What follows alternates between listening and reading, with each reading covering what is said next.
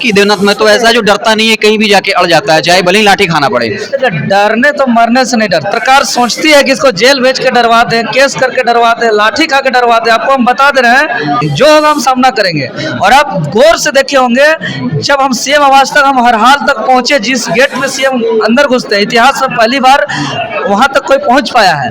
हक अधिकार के लिए संघर्ष करते हुए हम मरना चाहते हैं, लेकिन हम पीछे हटना नहीं चाहते हैं। लेकिन मेरे साथी लोग उठा के जबरदस्ती हमको लेके क्या आपका यही एटीट्यूड तो आपके लिए दिक्कत नहीं कर रहा है? कहा जा रहा जयराम महतो को आपसे डर लग रहा है कि हमारे समकक्ष का है, कि आपका यही वो प्रवृत्ति है कि डरना नहीं जानते, पीछे हटना नहीं जानते, तो क्या ईगो क्लैश हो रहा है आप लोगों के बीच में? क्या ऐसा नहीं होना चाहिए, क्योंकि वो हमारे अध्यक्ष हैं, मतलब पार्टी के अभिभावक हैं, और उस पर गर्व होना चाहिए। अगर कैप्टन के पास बाकी टीम के खिलाड़ी ज्यादा रन नहीं बनाएंगे, ज्यादा विकेट नहीं लेंगे, तो कैसे मैच जीता जाएगा? लेकिन कैप्टन को डर ये होता है कि आज वाइस कैप्टन है वो कल कहीं कैप्टन न हो जाए, इस बात का भी डर तो रहता है। अरे पहले तो वर्ल्ड कप जीतना है, एशियन कप जीतना है। अगर वही नहीं जीत पाएंगे तो कैसे फिर हम आगे बढ़ पाएंगे? टिकट के लिए थोड़ी इतना आंदोलन किए हैं। अच्छे लोगों को लड़ाना है, ज्यादा से ज्यादा साथियों को जिताना है, इसके लिए लड़े हैं। और इसके लिए इतना मेहनत करके आपको बता दें, आंदोलन में हम अपना माँ को खोए हैं, घर नहीं जाते आंदोलन जब से शुरुआत किए हैं। बाल नहीं कटाने की कसम खाए कि जब तक 60-40 नहीं हटेगा देवेंद्र नाथ महतो बाल नहीं कटाएगा। आज मेरा हर एक थाना में मेरे ये वादा क्या पूरा करेंगे आप? तो ये तो हमको ज्यादा से ज्यादा सीट में हमको जिताना होगा, तो हम अपने बारे तो सोच ही नहीं सकते हैं। नमस्कार, मैं हिमांशु कुमार, आप देख रहे हो वीर समाचार। एक तरफ जहां जयराम महतो सोशल मीडिया में अपने भाषणों के जरिए काफी लोकप्रिय हैं, वहीं दूसरी तरफ देवेंद्र नाथ महतो भी किसी परिचय के मोहताज नहीं है। एक ही समाज से आते हैं, ग्राउंड पे लगातार छात्रों के लिए जो आवाज उठाते रहे, और हाल ही में सहायक पुलिसकर्मी के लिए पुलिस ने इस तरह से लाठीचार्ज किया कि उनको बाकायदा आर्मी में भर्ती होना पड़ा। फिर वहां से ट्रांसफर होकर दिल्ली गए, और फिर कई तरह के विवाद जयराम और देवनाथ महतो के बीच जो है वो देखने को मिले। कई तरह के सवाल आपके दिमाग में होंगे। आज हमारे साथ खुद बात करने के देवनाथ महतो जो है, बहुत बहुत स्वागत है जी। धन्यवाद। क्या हुआ है आप लोगों के बीच? चूंकि उधर से आरोप लगाया कि आप लोग कॉन्फिडेंशियल इलाज चल रहा था, मैसेज ठीक नहीं जा रहा है कार्यकर्ताओं के बीच में, क्या कुछ हुआ था देवेंद्र जी? देखिए, क्या हुआ नहीं हुआ, उस समय मेरा स्थिति ठीक नहीं थी, मेरा तबीयत बहुत नासाज था, और बेरहमी से जो लाठीचार्ज मेरे ऊपर हुआ ये सर्वविदित है, ऑन कैमरा पब्लिकली हुआ। उसके बाद बेहोशी हालात में जब हमको रिम्स में एडमिट कराया गया और मेरा सारा जांच रिपोर्ट को छुपाया गया, तब डॉक्टर के परामर्श अनुसार हम दिल्ली चले गए, और वहाँ के जांच रिपोर्ट से ये पता चला कि मेरा ब्लड क्लॉटिंग हुआ था जूता लात का चोट से इंटरनली। तो इंटरनली जख्म मेरा ट्रीटमेंट हुआ, दवा चेंज हुआ, तो फिर हम अभी ठीक है। और हम चूँकि वादा किए थे कि 5 कदम भी चल पाएंगे तो हम जनता के बीच आएंगे। मतलब बहुत बेदर्दी के साथ मारा गया था। हाँ जी। क्योंकि नियम कहता है कमर से ऊपर मारना चाहिए, लेकिन क्या लगता है कमर के ऊपर कभी जानबूझकर टारगेट करके मारा गया? ये तो साफ दिख रहा है, हम कोई गतिविधि नहीं कर रहे थे, हम बैठे हुए थे, और उस दरमियान मेरे ऊपर लाठी चार्ज हुआ था। वो तो चलाया हुआ लाठी मेरे ऊपर जो था, दूसरा अपने साथ साथी वाले लोग अपने बदन पर लिया, नहीं तो वो सर पर चलता, और शायद आज हम इंटरव्यू भी नहीं दे होते अगर वो लाठी नहीं रोक। डर नहीं लगता है आपको? क्योंकि सोशल मीडिया में पोल भी चल रहा था कि सबसे क्रांतिकारी कौन, और उसमें आपके नाम का जिक्र था कि देवनाथ महतो ऐसा है जो डरता नहीं है, कहीं भी जाके अड़ जाता है, चाहे भले ही लाठी खाना पड़े।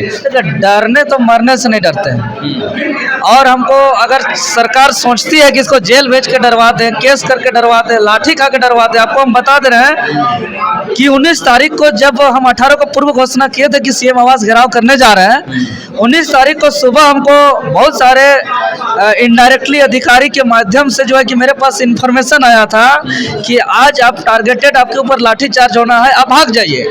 हमारा सीधा जवाब था ये तो नहीं हो सकता है, मैंने घोषणा किया, मैंने लीड कर रहा हूं। कदम पीछे करना नहीं जानता देवेंद्र महतो? बिल्कुल नहीं, जो होगा हम सामना करेंगे।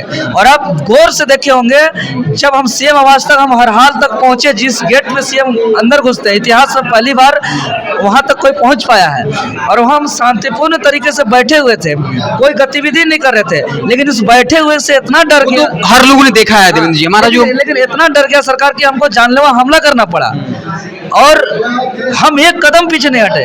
हमको साथी लोग उठा के साइड किया, बता रहा था, हम सबको बोले कि हम बोले चोट लगने के बाद भी आप पीछे नहीं हट रहे थे। बोले थे कि हमको कहीं मत ले जाओ, हम तानाशाही यहाँ के हक अधिकार के लिए संघर्ष करते हुए हम मरना चाहते हैं, लेकिन हम पीछे हटना नहीं चाहते हैं। लेकिन मेरे साथी लोग उठा के जबरदस्ती हमको लेके क्या आपका यही एटीट्यूड तो आपके लिए दिक्कत नहीं कर रहा है? कहा जा रहा जयराम महतो को आपसे डर लग रहा है कि हमारे समकक्ष का है, कि आपका यही ही वो प्रवृत्ति है कि डरना नहीं जानते, पीछे हटना नहीं जानते, तो क्या ईगो क्लैश हो रहा है आप लोगों के बीच में क्या?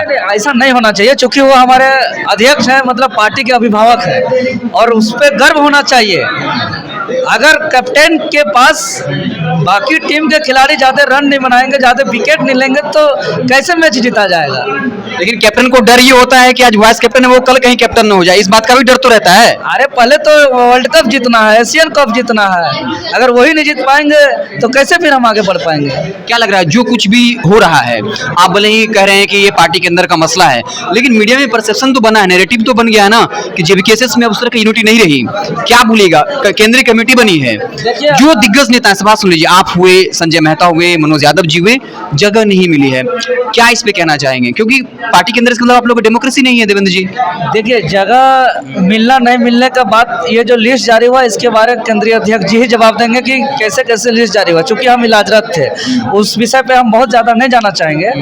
लेकिन हम इतना जरूर कहेंगे कि हम लोग पिछले रघुवर दास सरकार के भी खिलाफ लड़ाई लड़े, आंदोलन किए, वर्तमान सरकार के खिलाफ ऐतिहासिक आंदोलन किए, हटवार जेल तक गए, दो बार वो तो संघर्ष आपका सबको पता है देवेंद्र जी, छिपा नहीं है किसी से। इसलिए अब हम लोग को लगता है कि आंदोलन से राज्य का तकदीर तस्वीर नहीं बदल सकता, इसलिए हम लोग जो है कि राजनीतिक पावर, पॉलिटिकल पावर लेकर ही हम लोग अब इस राज्य का बदल सकते हैं। क्या जयराम महतो से फोन पे बात हुई है आपके ठीक होने के बाद? जी, फोन में बात हुई थी एक बार, जब हम हॉस्पिटल में थे। औपचारिक बातचीत थी या फिर क्या? हाल चाल को लेकर के बातचीत हुई, हमने बताया कि अभी सुधार हुआ है, बात हुई थी।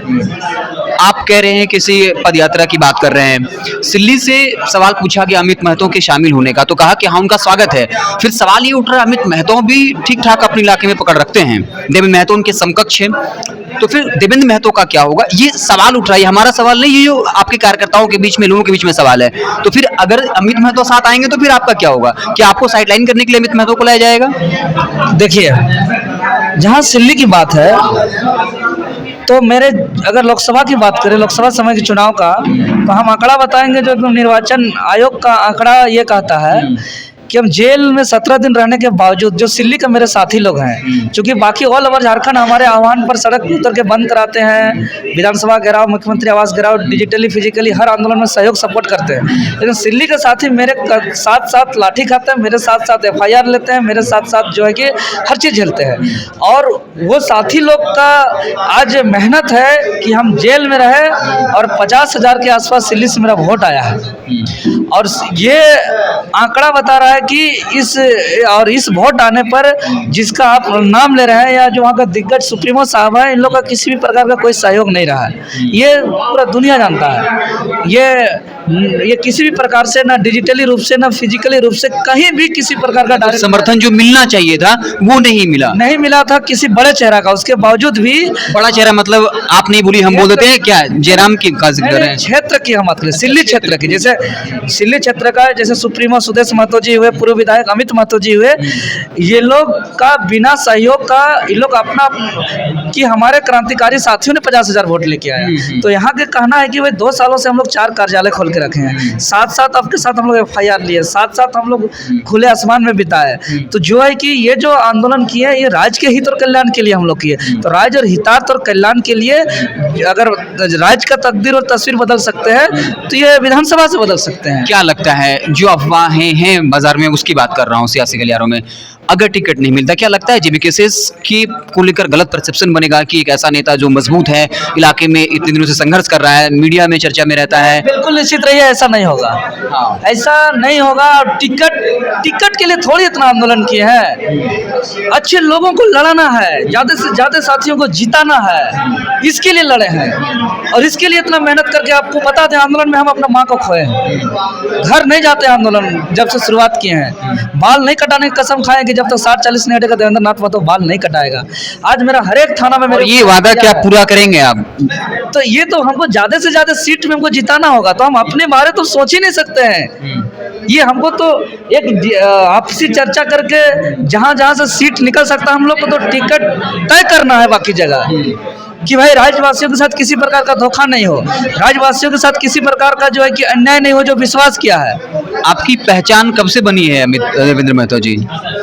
देखिए, ये तो एग्जैक्ट हम डेट नहीं बता सकते हैं, लेकिन हमको पता है कि जब जेपीएससी का आंदोलन हम शुरुआत के दौर पे करते थे, जेएसएससी का आंदोलन करते थे, अपने हाथों से चोंगा ढो के ले जाते थे, दरी ढो के ले जाते थे, अपने हाथों से बैनर टांग के ले जाते थे, हम उसको खुद टांगते थे, खुद दरी बिछाते थे, तो हम उसमें मजाक उड़ता था कि देवेंद्र तुम अपने से सब कर रहा है, इतना राज्यवासियों के लिए तुमको कोई पूछने वाला नहीं होगा।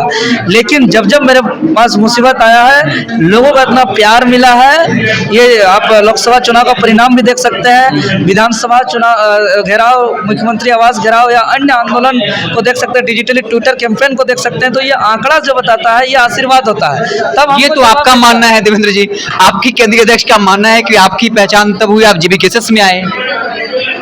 देखिए, जेबीकेएसएस कोई भाजपा और कांग्रेस जैसा पहले का पार्टी नहीं है। जेबीकेएसएस में हम लोग शामिल नहीं हुए हैं। जेबीकेएसएस हम लोग जो है कि सामूहिक रूप से बनाए हैं, गठन किए हैं, और जेबीकेएसएस को मजबूती के लिए बदन पे लाठी डंडा खाए हैं, और जेबीकेएसएस बढ़ा, जेबीकेएसएस से हम लोग बढ़े, ये तो है, ये तो हम स्वीकार करते हैं। लेकिन जेबीकेएसएस का निर्माण हम लोग किए हैं। जेबीकेएसएस को मजबूती देने के लिए शरीर जो है कि प्रत्यक्ष रूप से सरकार को आईना दिखाने के लिए अपना बदन पे लाठी डंडा खाए। लास्ट सवाल एक पूछते हैं, वक्त भी आपके पास भी कम है।